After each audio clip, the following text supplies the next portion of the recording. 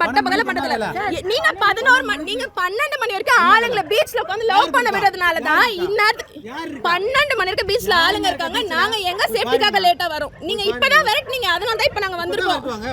அப்பதான் எங்களால உள்ள வர முடியும். ஆளுங்க இருக்கும்போது எப்படி வந்து ஃபுல்லா வண்டி இருக்கும்போது எங்க ஃபீல் பண்ண முடியும்? ஃபுல்லா சாப்பாடு வைக்க நாங்க 20 வருஷமா வந்துட்டா இருக்கோம். உங்களுக்கு ஏதாவது பிரச்சனைனா போய் வேற எங்கயாவது கம்ப்ளைண்ட் பண்ணுங்க. கிளம்பிரணும்.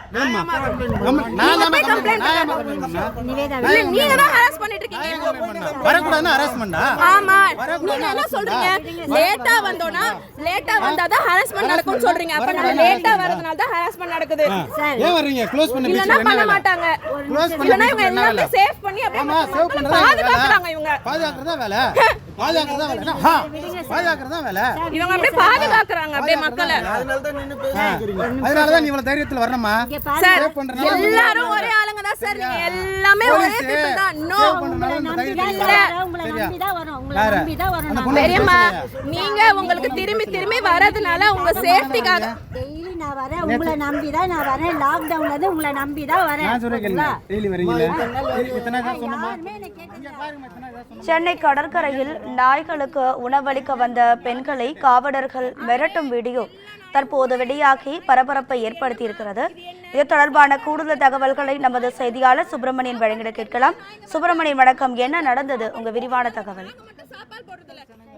சென்னை திருவான்மியூர் கடற்கரை பகுதியில் இரவு நேரங்களில் பெண் ஒருவர் தெருநாய்களுக்கு உணவு அளிக்கக்கூடிய செயலில் தினமும் ஈடுபட்டு வருவதாக தெரிகிறது.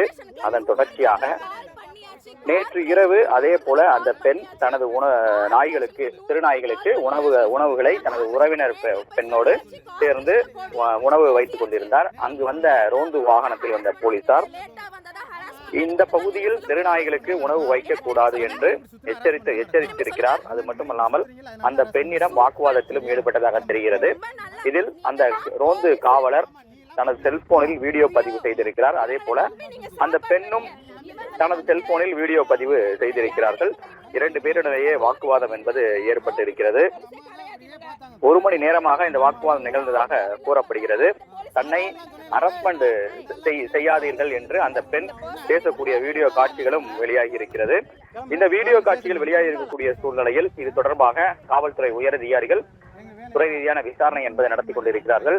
திருவான்மியூர் காவல் நிலையத்தில் வந்த ரோந்து வாகன காவலர்கள் தான் இந்த செயலில் ஈடுபட்டதாக தெரிய வந்திருக்கிறது. தற்போது விசாரணை என்பது நடத்தப்பட்டுக் கொண்டிருக்கிறது. உங்க தகவல்களுக்கு நன்றி சுப்பிரமணியன்.